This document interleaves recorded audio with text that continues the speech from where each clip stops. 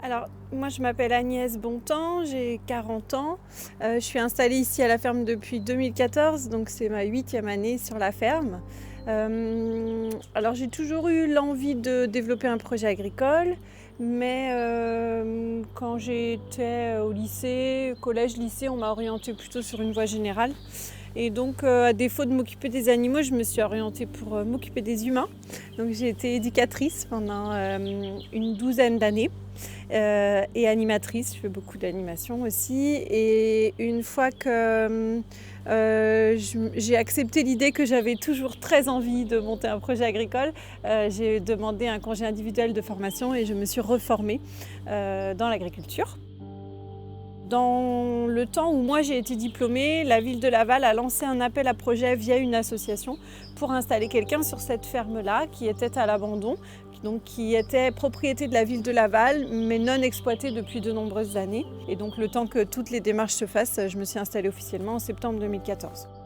La ferme du Bois Gama, elle a des particularités. La plus grande particularité, c'est qu'elle est sur la ville de Laval. Il n'y a que 2 fermes actuellement en activité sur la ville de Laval. Il y a la ferme du Bois Gama et la ferme du lycée agricole. Donc avec l'urbanisation, l'agrandissement de la ville sur la campagne, eh bien, toutes les autres fermes ont disparu. Donc aujourd'hui, il y a une trentaine d'hectares autour des bâtiments de ferme. Donc là, on a 4 bâtiments au niveau de la ferme et une trentaine d'hectares collés à la ferme. Sur la ferme, moi, quand je me suis installée, j'ai pris différentes orientations. Il y avait des orientations en lien avec le respect de l'humain, de l'animal et de la nature. Ça, c'était hyper important pour moi, que je puisse développer ici une activité qui soit en cohérence avec mes valeurs, et notamment les valeurs de respect de l'environnement. Et à partir du moment où j'ai réussi à mettre en place ces valeurs ici, je trouvais ça important de pouvoir les partager parce qu'aujourd'hui, on a de nombreuses préoccupations sur l'évolution de notre société, mais je pense que la préoccupation principale, c'est celle du respect de l'environnement et il ne faut pas qu'on loupe ce virage-là. Donc ici, tout est développé en agriculture biologique et c'était le cahier des charges de la ville de Laval. Déjà au départ, il fallait que ce soit en bio. Ensuite, moi j'ai fait le choix de travailler sur des productions qu'on dit atypiques, donc des productions qu'on ne trouve pas forcément partout dans les autres fermes. Donc j'ai développé un élevage d'ânes, d'ânesses plus précisément, et donc ces ânesses-là produisent du lait.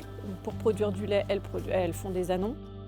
Je fais de la production de fourrage, foin et au départ céréales. J'ai arrêté les céréales. Et puis donc l'accueil pédagogique, l'idée c'est vraiment de pouvoir ouvrir autant que possible la ferme pour pouvoir montrer comment on élève les animaux.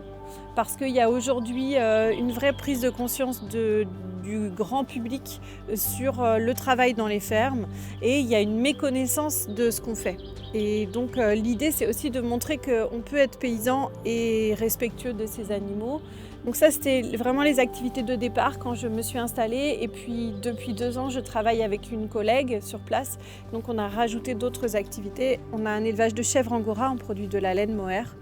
On fait aussi une activité d'équitation adaptée, donc essentiellement à destination de personnes en situation de handicap ou de grande fragilité. Et puis on a un camping à la ferme, donc et là ici en été, on a des campeurs qui viennent là.